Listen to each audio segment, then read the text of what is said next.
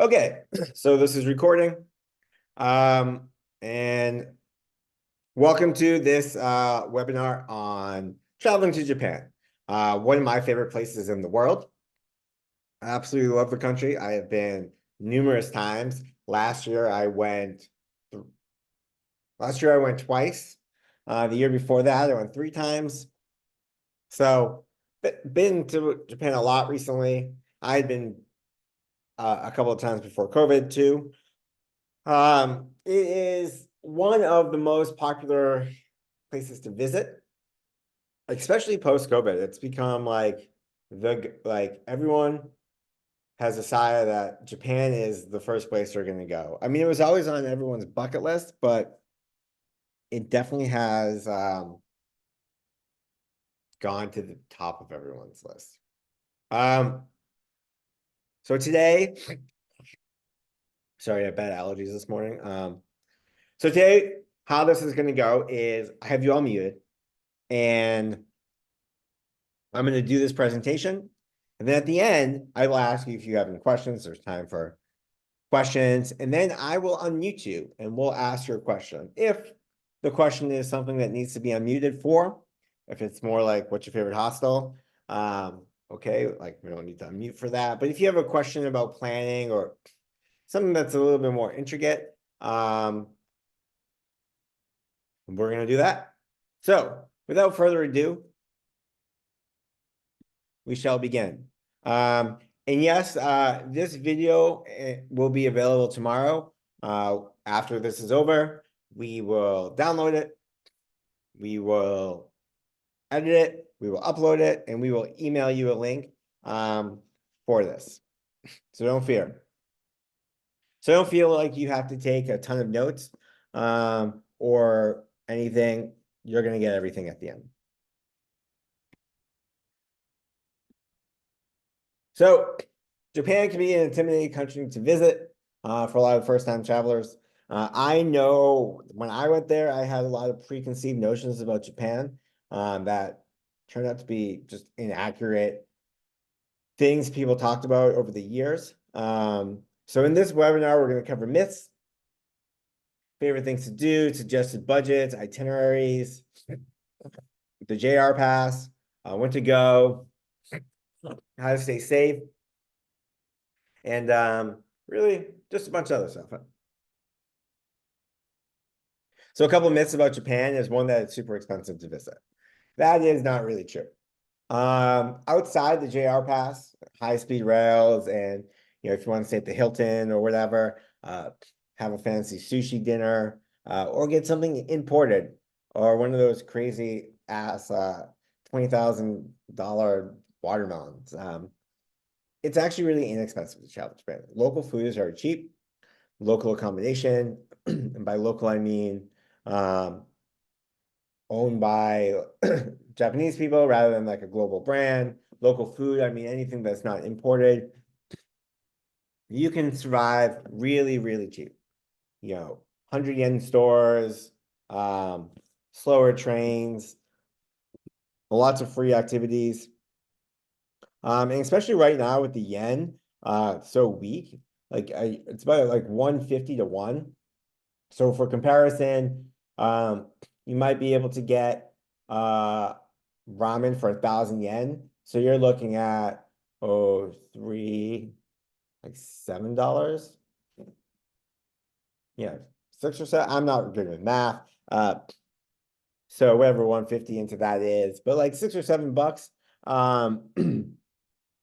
for a really filling, delicious meal. Times by 3, so you can really eat for like $20 a day, even less if you stick to other foods that I will go over. So don't think of Japan as an expensive place to visit. Second, the whole myth is like, oh, no one speaks English there. Actually, a lot of people speak English there. I've never had a problem communicating with people, even in non-major cities and hole in the walls. Like the Japanese are taught English. They may not be the best speakers of English at they're not like Dutch who like speak it like it's their native language, but it is not a problem to communicate with people. especially nowadays with so many apps that in Google Translate, you can find your way. Third myth is that it's hard to travel around. There's the signs are crazy. We've all heard like we've all, or maybe we have heard or seen the shirt about like I survived the Tokyo metro system, and it's just like so many lines. Uh, yeah, it's confusing, but like everything's in Japanese and it's in English, and it's like really clear on what to do. And again, there's people to ask. So like, don't feel as if like it's going to be difficult to get around, difficult to communicate, or expensive to visit because it's none of those three. And I hope by the end of this presentation, you have um, realize that and kind of internalize it. All right, so I'm going to begin this presentation on saving money. All right, ways to save money in Japan. First, take the bus. Um, there's a bus will take you anywhere. The trains do get all the attention, but Japan has a very, very robust bus system.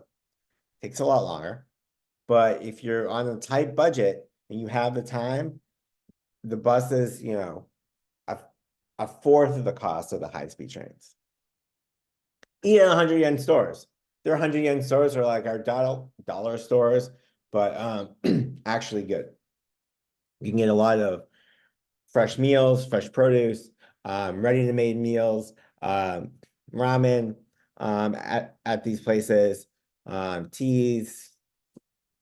You can eat there and have it's going to be a basic meal, but it's going to be a meal. So if you're staying at an Airbnb or if you're staying at a hostel and you want to sort of cook your own food on a budget, 100 yen stores all the way.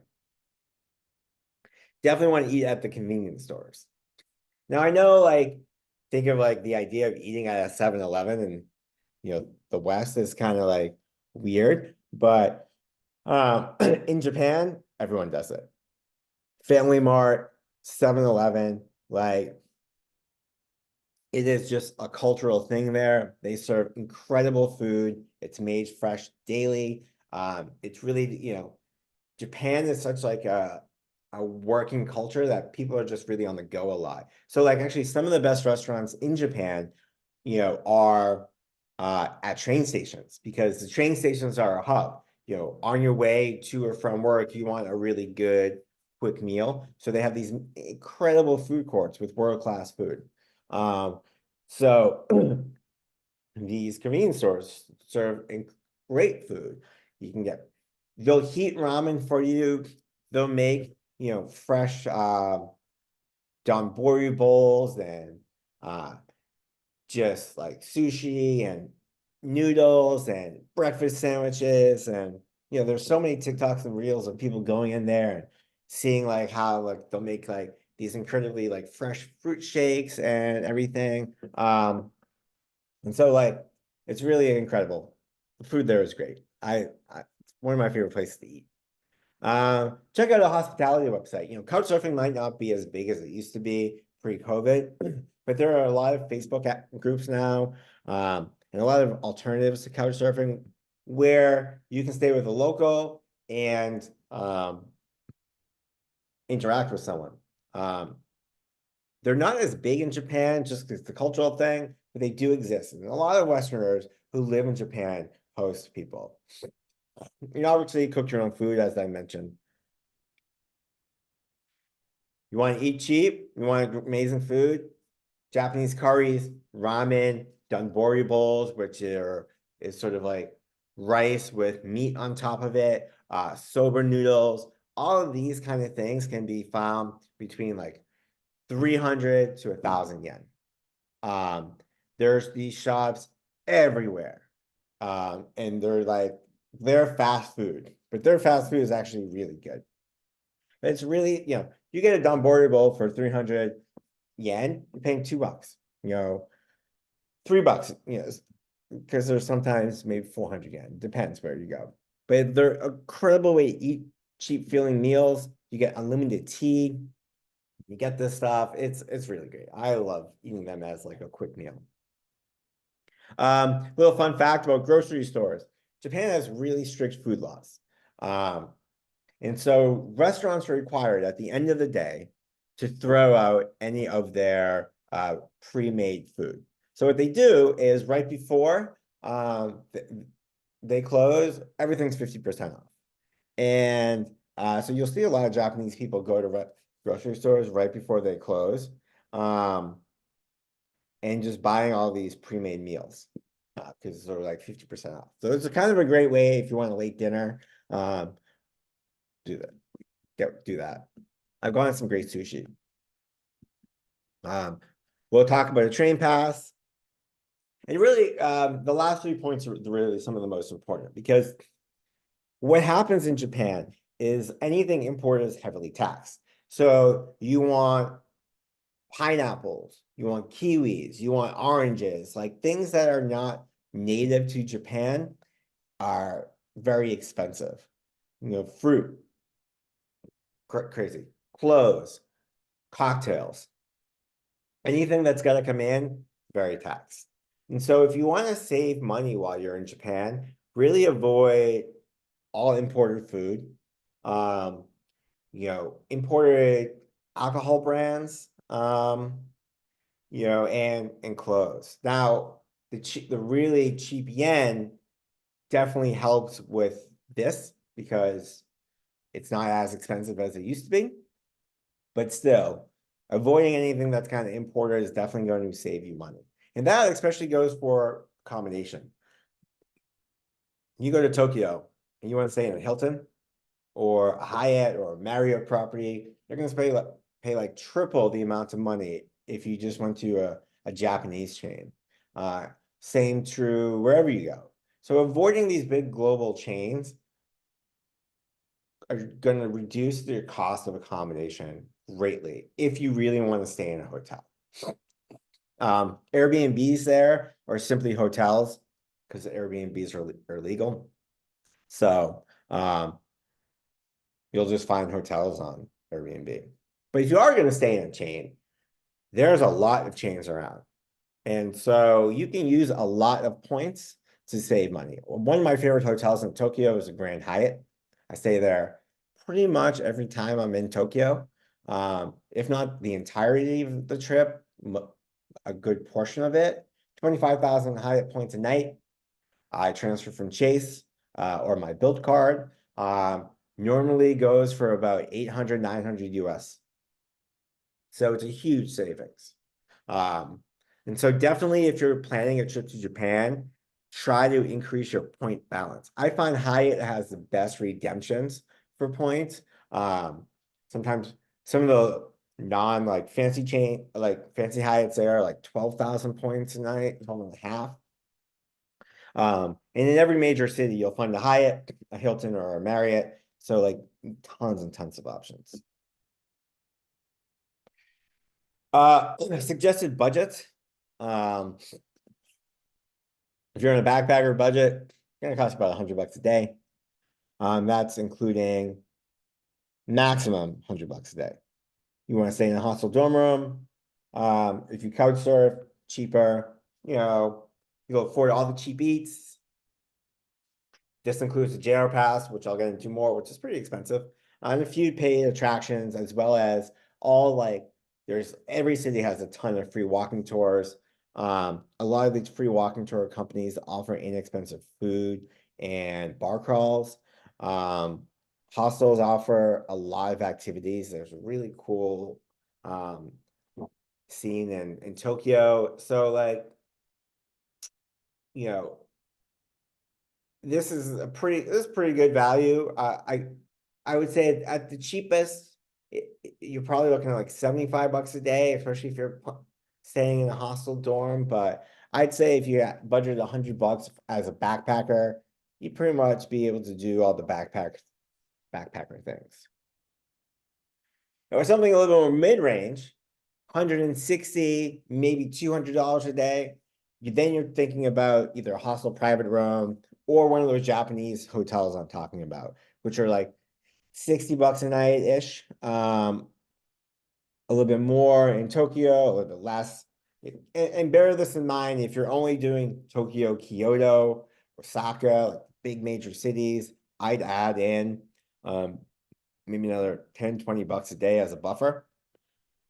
Here, you can get nicer meals, um, one or two omakases, but even if you're going out to like an izakaya restaurant or Japanese barbecue, you'll be hard pressed to really spend, more than like 25 bucks a meal. So balancing these really great hole in the wall ramen places with like something more sit downy at night can really keep your budget in line. Um, one or two nights cocktails and Airbnb experiences, Tokyo Disney, that kind of stuff. So on this budget, I would say like 160 to 200, you're really like doing most of the things you want to do without living too large. Um, you're not going to be able to do everything, but you're not really going to miss out on any cultural experiences or like good food, or anything like that. But if you really want to go large, I consider, a minimum $500 a day for something a little bit more quote unquote upscale. Obviously, if you're staying at the Aman Tokyo, that's like 2,000 bucks a night, this is not a budget for you. I am a budget traveler, so 500 bucks is a lot of money per day. It's probably going up to 1,000, depending on the hotel you're staying at. Again, for all these budgets, the big X factor is the accommodation. You know, the food, all that stuff is pretty easy, but if you want really nicer digs, it's gonna cost you. So like the Grand Hyatt might be 600 to 800 bucks a night, but you might be staying at a hotel like the Hampton Inn for 200, right? So like that's the big X factor. But here, if you're doing a minimum 500 bucks a day, I know my cost is probably going to be like 200. Again, remember, this is a daily average, so some days more, some days less. You can do any excursions you want, add in domestic flights, like see Disney, Harry Potter, or whatever you want. But this is really kind of where I would go if you're looking from there. And here's some examples of costs. These are in USD. So you just kind of get a sense, from this, you can kind of make your own budget. And again, we'll send this presentation out as well as some other planning resources so you don't have to scribble all this down. It just kind of gives you a sense, what's cheaper, right? Like spending 50 bucks a night on a budget hotel, you know, 30 bucks a day for food, maybe 50 bucks a day, that's 100. 30 bucks for activities. Most of the stuff is really free in Japan. So that's 130 bucks a day right there. Covers most stuff. Add in again, that wiggle room, and it's especially with the exchange rate. It's a really good time to go to Japan. Like really, like go right now. Like the yen is the worst it's been in a very long time. All right, skip. So I'm gonna give you some suggested itineraries now. Um, Again, they're just my ideas. Then I'll share like some of the things I like to do in those places. Again, don't feel the need to write anything down. Um, and then yeah, so let's start with there. So if you have a week, I don't love the idea of going to Japan just for a week, simply because you spend, this 7-day itinerary is really 9 days, 10 days when you factor in the flight times from the States. But I get it. You don't get it forever. You don't get an unlimited amount of time in the place. So if I were really to give you a fast-paced 7-day itinerary, I'd probably spend 2 days in Tokyo, 2 days in Kyoto. Um, one day in Osaka. It's like 15 minutes from Kyoto. You can even go for the day. You don't even have to spend the night there. Go to Hiroshima, and then go back to Tokyo, do a few things and leave. Again, it's not an ideal itinerary. It's very fast paced. But it is doable. What a more relaxing itinerary would be like 2 weeks. And again, take this as you want. I'd spend the first 3 days in Tokyo. I think Tokyo deserves at least 3 full days. Uh, so much to see there. Then go to Kyoto for another 3 days. Again, a lot to see there. I'd spend 2 days in Osaka, 1 day in Hiroshima, and then 1 day in all these sort of other beautiful cities that not a lot of people go to. They have really beautiful historic districts, good food scenes, and they're just not as crowded as the Golden Route, which is Tokyo, Kyoto, Osaka. And then on the way back to Tokyo, you could spend a day or two in Hakone, which is the area outside of Tokyo where Mount Fuji is. It's also famous for its hiking and hot springs. So after sort of seeing big cities, small cities, you can end your trip in nature at a lovely hot springs, just chilling in a bath with Mount Fuji in the background. Beautiful. And again, maybe you Hakone is very close to Tokyo. So if you just want to do it as a day trip, you can do that. Um, but I think you should spend the night there. Yeah. If you have more time, you can do this crazy itinerary. Yeah, it kind of takes you on and off the beaten track. Um, you know, you could train it to Hokkaido from Hiroshima. It takes the whole day, but it takes you really, it takes you through the entirety of Japan. Um, well, hold on one second. Decline. I'm not doing an AI summary of this. Sorry. Um, we're recording. Um, you go through the entirety of the main island, and then you can do a couple days in Sapporo and fly back to Tokyo, and then go home. I would say if you have 3 weeks in Japan, really get off the beaten path. Kanazawa is a really beautiful city. Uh, Matsumoto, also really beautiful, great food, very few tourists. People are just like ecstatic when you go there because they're like, they don't really see a lot of tourism. You know, there's a whole bunch in Japan, and more. I have a blog on my website that gives you even more detailed itineraries. But what I really say about traveling in Japan when you're building your itineraries, the bullet train will get you anywhere. Um, they're very fast. They go all the time. You can fly. I mean, there's like a million flights a day from Tokyo to Sapporo. Flights everywhere. Um, but definitely keep in mind that it's still a big country. It's very long, right? Um, and once you get off the main arteries, so to speak, of the bullet train, the connections aren't as robust. So just think, oh, we can take the bullet train. It's going to be easy. It's easy if you're going from big city to big city, but once you get to the smaller cities, a little bit harder, slower trains, sometimes a bus. But I would also say, like, get out of the Golden Route. Tokyo, Kyoto, Osaka, awesome places. They are amazing. Like, they'll live up to all the hype, especially Tokyo. I mean, I could live in Tokyo. Being in Tokyo, as Anthony Bourdain said, is like being on an acid trip. It's so overstimulating. There's just so much going on. Like, it is the high-tech future of city of the future. It's so clean. Everyone's so friendly. Like, God, I could live in Tokyo.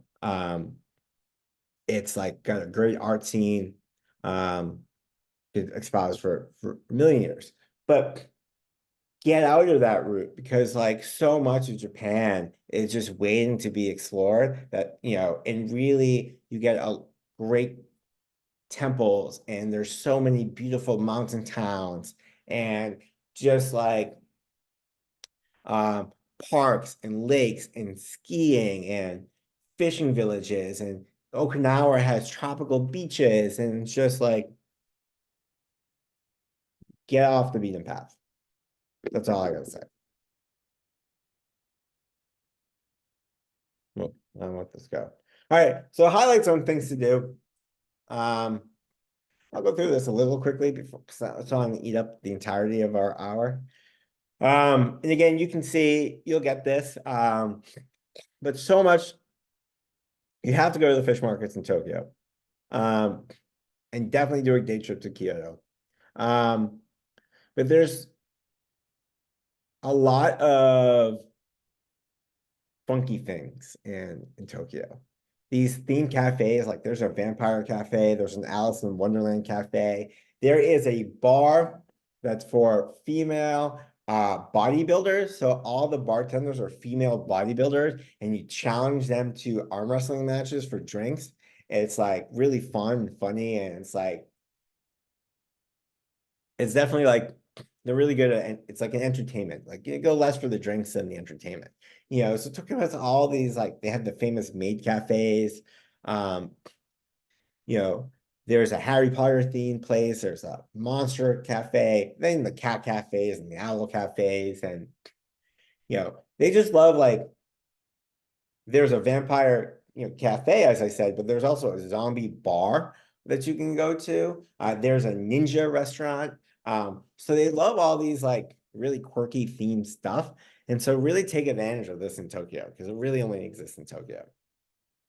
In Kyoto, everyone does the temples and the bamboo forest and all these things here. But things I would add is like there's a lot of sake making that happens in the Kyoto region. And in the southwest part of Kyoto is a sake making district. Go visit there and try a bunch of sakes. Moreover, Kyoto has a lot of good hiking trails around the city. As you walk the bamboo forest or some of these temples, you might notice some signs.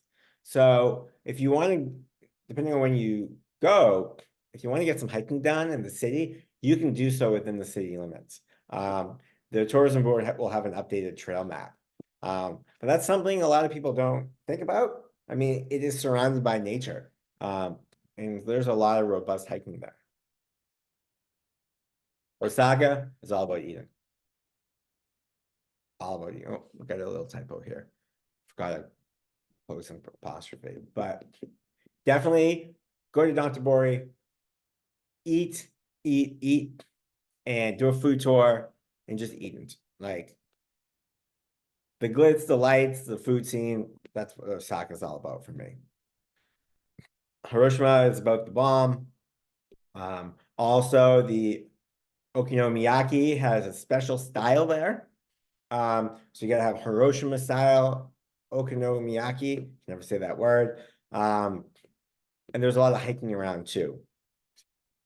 And then Sapporo is a beer, but Sapporo is about skiing and also uni. If you like uni, Hokkaido uni, obviously very famous. Sapporo is on Hokkaido.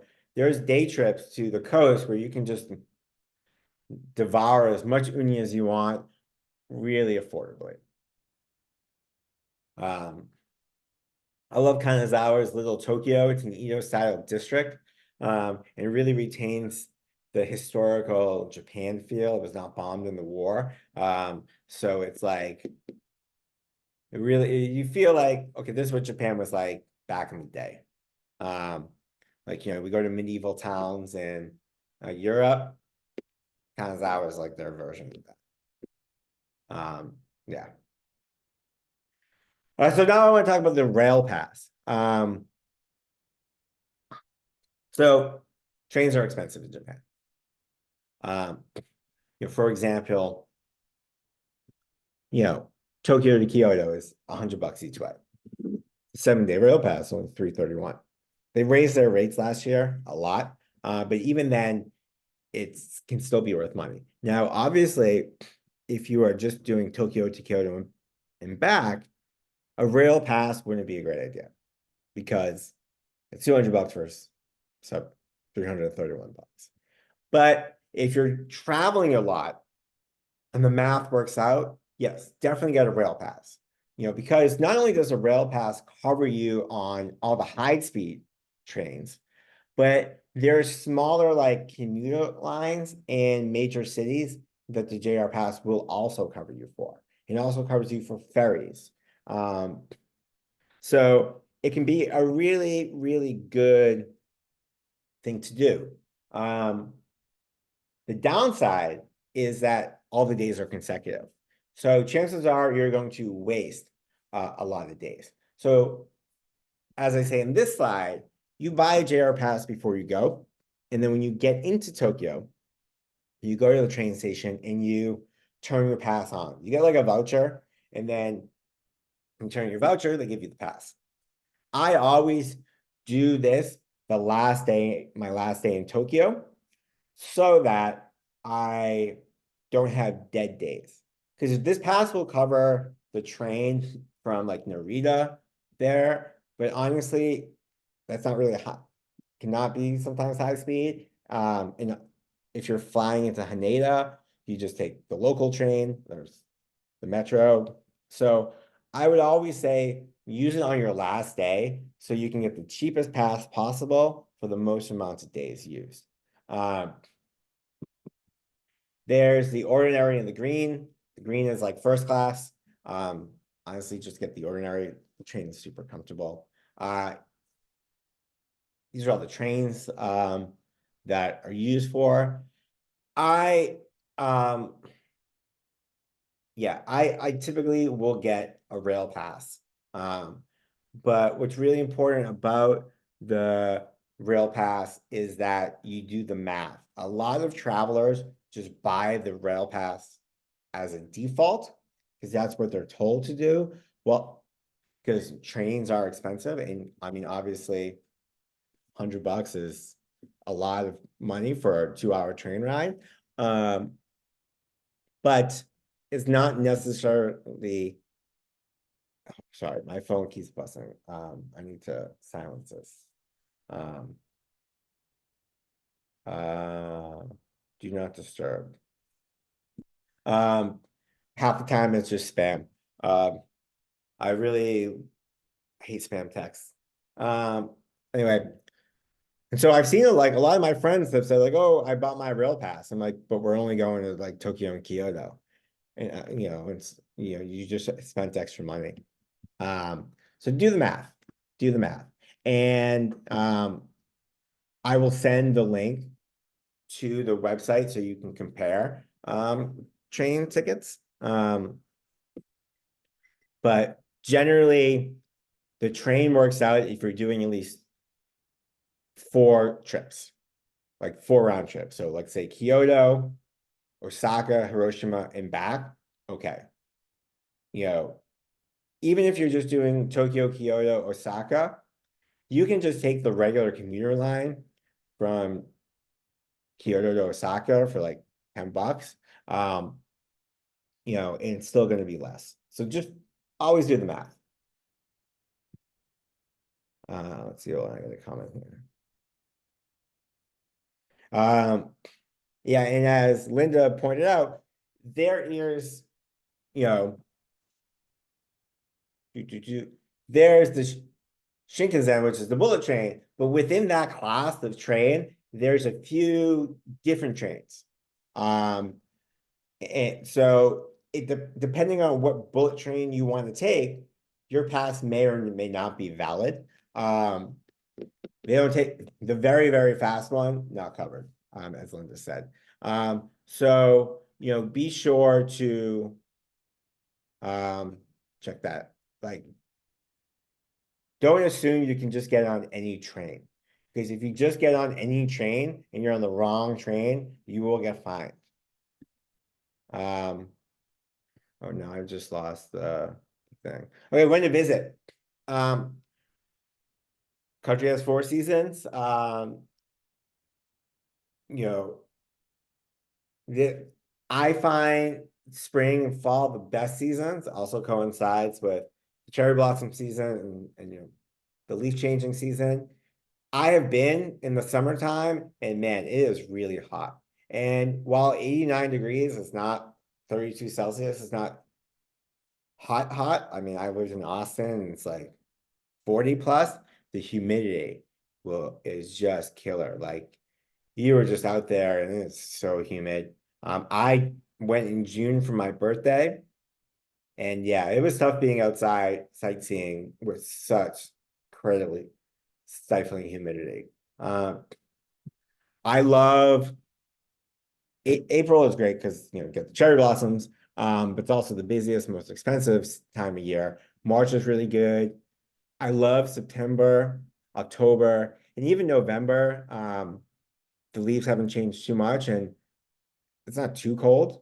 And obviously, if you're going to Okinawa, that's sort of a tropical environment, so um, that's always warm. Whereas Hokkaido sees winter, like I've been like the beginning of November, and it's like really snowy already. So, you know, um, those are my favorite times of the year to go. So, final safety tip, you will have no problems in Japan. As a solo female traveler, I definitely would worry more about, the subway. There's people can get handsy on the subway. It is a problem. That's why the trains have women-only cars. So I would definitely think of that during rush hour. But no one's going to scam you. Like, no one's robbing you. If you are in trouble, you're doing something that involves the Yakuza. Like, absolutely nothing's going to bad happen to you. Mother Nature is your biggest risk. Earthquakes, typhoons, um, those are the things you want to worry about. But in terms of general safety, if you left your wallet with like all the money and credit cards in the world, somebody will return it either to you or to lost and found. Like so many documentaries on just how like nothing, like there's no theft there. People still don't lock their door. It's like, so like you just Japan is it. All right. Q&A time. That we have about 20 minutes for Q&A, and I will take all the questions. So I'm going to stop sharing my screen. And you can, to ask a question, um, uh, um, just say, I got a question, or write it in the chat.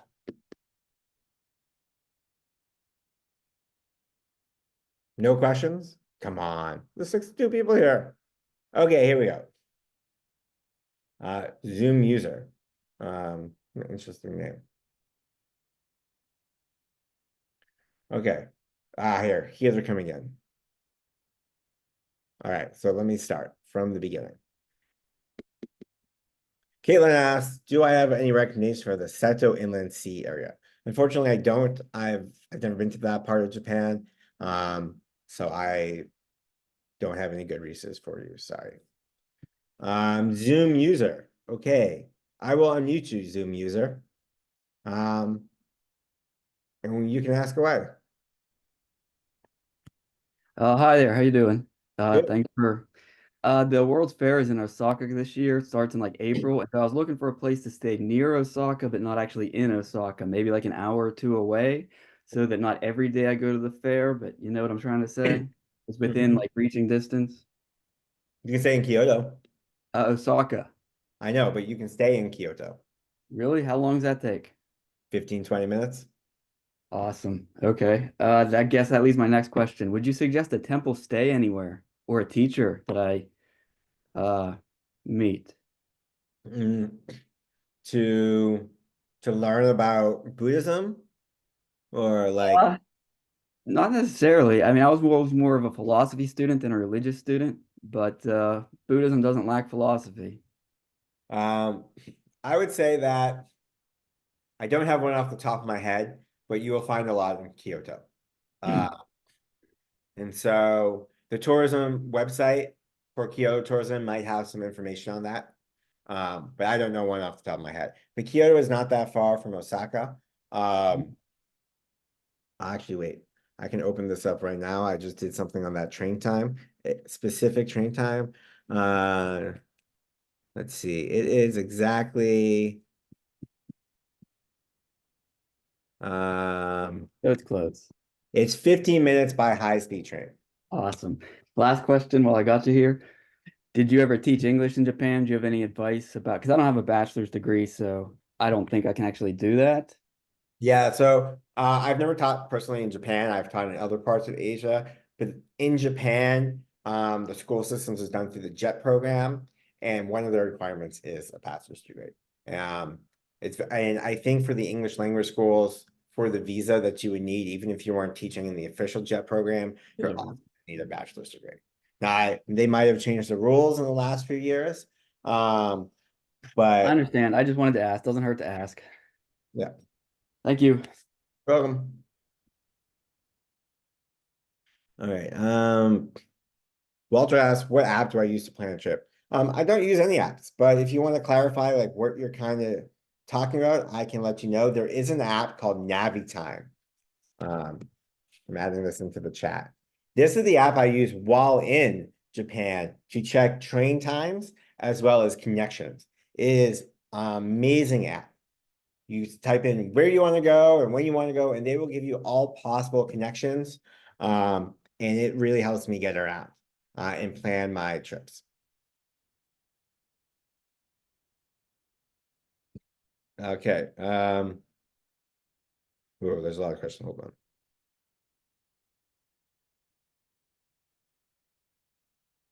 Okay, Matt asked, um, I'm going in June. Is it that bad to go because of the rainy season? I mean, Japan, don't think of the rainy season like Southeast Asia. Like I've been in June. It didn't rain once while I was there. And so um it's like it doesn't rain every day. And it's really dependent on where you're going in Japan, because it's so stretched out, like each of those islands has their own climate. And so if the only time you can go is June to July, it's gonna be really hot, it's gonna be super humid, but you can only go when you can go. And so um just do it. You will not regret it. Um, so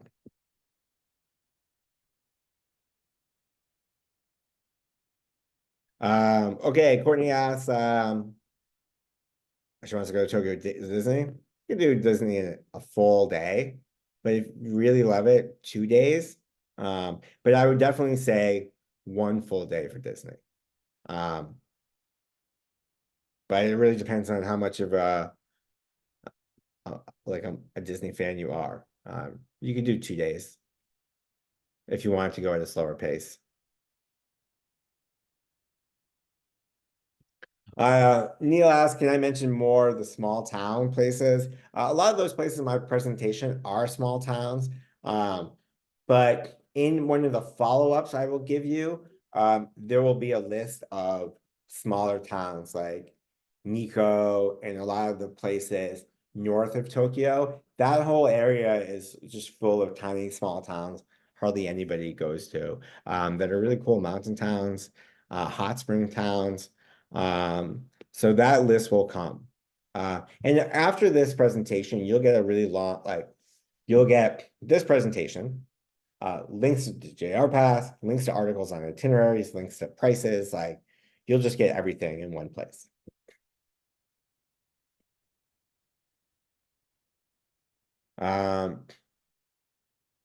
Jay asked, very specific, what snowboard resorts do I recommend in Sapporo?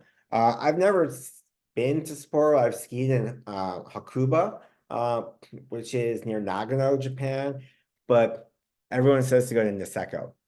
Like my friends are in Niseko right now. So that's where I would say I'd look at something there. All right, this is a good question. Philippe asked, what's the best neighborhood to stay at? Okay, so in Tokyo. So you have a lot of options in Tokyo. You got Shibuya and Shinjuku, which are like the two main places like where a lot of action happens. Very busy, very central, great places for food and nightlife. Then you have Ginza, which is also a big famous area. Lots of hotels there. That area is more high end. It's a lot of shopping there, but it's also pretty convenient. Um, I like to say a lot of Roppongi Hills. I find that it's pretty quiet, not a lot happening there. So like you kind of have to take subway places. But it's like equidistant to Shibuya and Shinjuku, to Ueno, and like Ginza. Shimbashi, is just south of the Imperial Palace. Um, and there's like something hills. I forget the name of it. Um, that area. So like I kind of like the area, like this is the Imperial Palace, uh, west of the Imperial Palace. That whole sort of part of town is good. Minato City. And since you're probably not going to remember all these names if you didn't write them down, I will send an article about Winter's Day in Tokyo to you.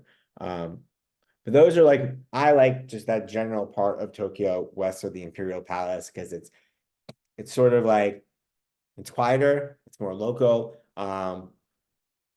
It's um and it's away from like the craziness um of it all. It's sort of like I don't have a good analogy.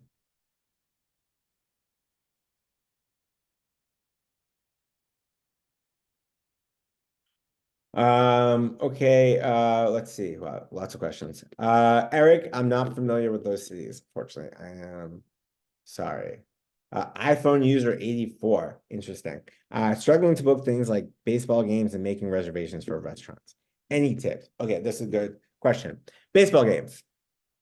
Uh, I'm not sure what the struggle is there, if you want to clarify. Um, Restaurants. So, one of the reasons I like staying in Western hotels is one, I can use points. For two, they can secure reservations to a lot of the omakase places for you. So, or the high-end restaurant, because a lot of these restaurants, um, will not accept foreigners unless there's a guarantee because they don't want you to cancel their trip. They're small. This goes for a lot of the high-end bars, especially true in Tokyo. So if the reservations you're struggling with are one of these more high-end places, your hotel can book them for you. And I sort of give a list of places I want to go to, and they make the reservations for me. Um, because like they ask for a Japanese number. Like I totally feel your struggle.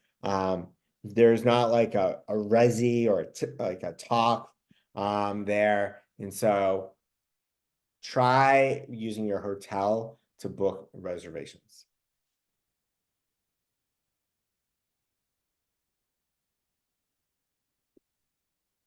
Mm. Alexander asks, is it necessary to learn Japanese? I know the basics. Hello, how are you? Thank you. Delicious. You know, that's about as much as I know in Japanese. Cheers, but no one's expecting you to be fluent. It's a tough language to learn, a tougher language to read. So, my view is always learn the basics. Hello, how are you? Cheers. This is where's the bathroom? Thank you. Um, this food is delicious. Those little things go a long way for just people just appreciate it. Oh, so many questions here. Uh, will you give us a list of restaurants in Tokyo you like? Yes, I will send that after. Which ceremony shows do you recommend? Um, Sumo is good if it's in season. Um, I've never been to a Kabuki theater show, but I've heard great things. I love a good tea ceremony. Um, they're very slow. It's and very silent.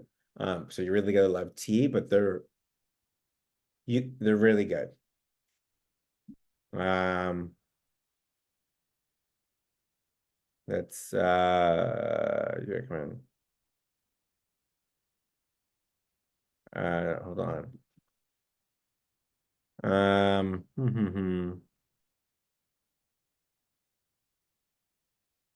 Uh, iPhone user 84, I love your name. Baseball site is overwhelming. I'd probably defer to a website like Get Your Guy or Klook, Klook, are experience booking websites that might have baseball on them, or I would again defer to your hotel.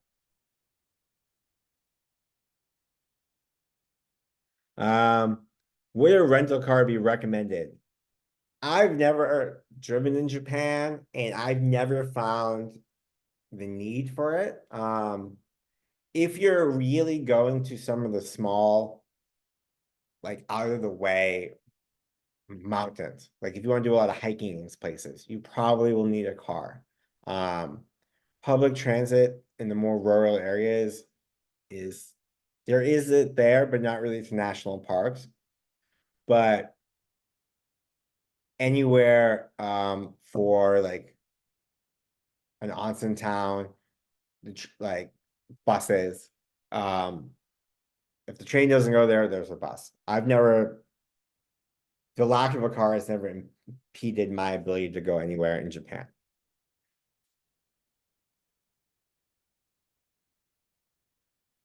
Becky asks, are there any websites you'd recommend to help plan a 2 week trip to Japan? Yeah, mine.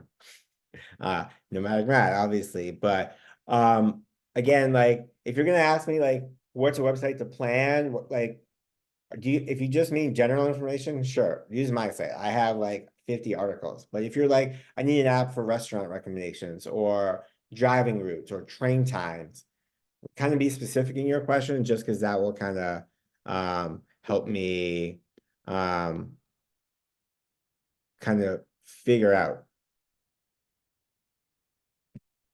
Okay, so sorry, like you're asking a lot of questions. I have to scroll back up. Um, Answer that one, answer that one, answer that one, answer that one. Just answered that one. John asked, "What's the rhythm of life?"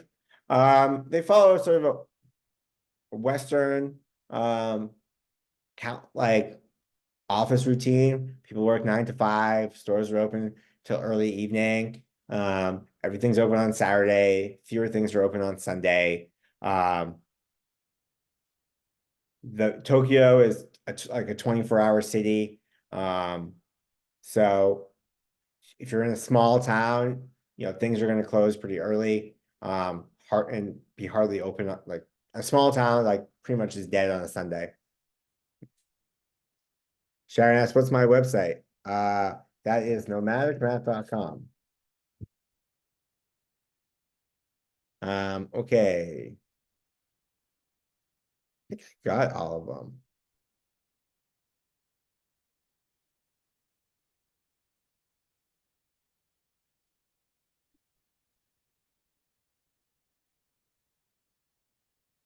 Oh, here we go. I got a couple here. Okay, so tips for onsens. This is a good question. If you want to go to an onsen, in a major city, easy to do. If you want to go to one of the famous onsen towns outside of Tokyo in the mountains, you will need to book in advance. They fill up really quick, and the websites for them are tend to be mostly in Japanese, so you'll have to use Google Translate because they really cater to the Japanese tourism market rather than the inbound foreigner market. But book in advance. Going to these towns that have like 3 or 4 hotels, like they're not meant for last minute bookings. Hakone, which is like a huge district, that's Mount Fuji, all that. Sure, you can get away with like booking a place 1 or 2 days before you go because there's so many options there because it's such a huge region. But if you're going up in the north or these small mountains, you got to book months in advance. Um, Months.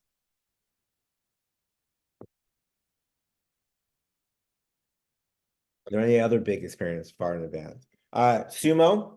If you want to go see a sumo show, those tickets go real fast. It's popular, and again, those matches only happen a few times a year, so they're very popular, not only with Japanese people, but tourists who want to go. So definitely book that in advance.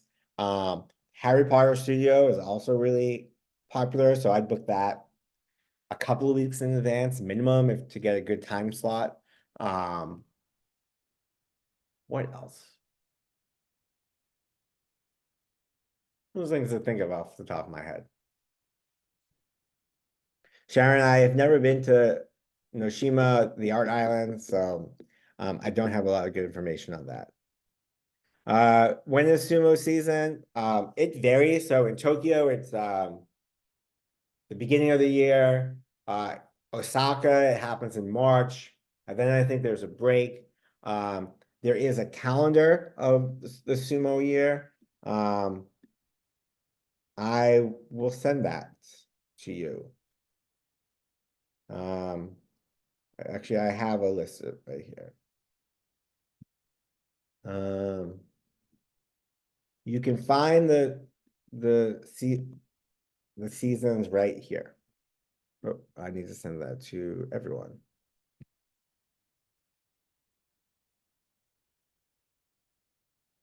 Hold on. Um, why can't I send it to everyone? Oh, media group chat. Here we go. Here you go.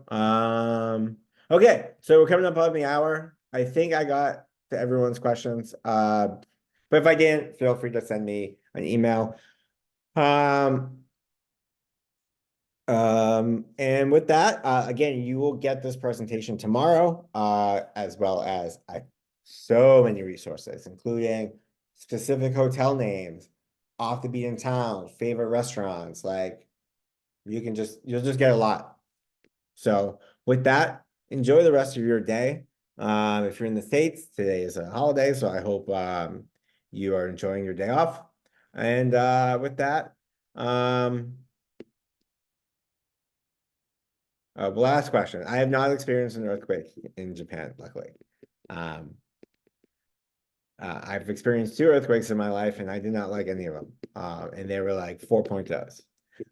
So would not recommend. I will not send the link in Evernote. They come through an email, so you'll just kind of have everything in an email. So yeah. Thank you, thank you, thank you. I really appreciate this. If you have any feedback on that you want to give on how we run these presentations, I will take all constructive feedback. Always trying to make the experience better for you, and make these kind of more enjoyable and more informative. So yeah, enjoy the rest of your day.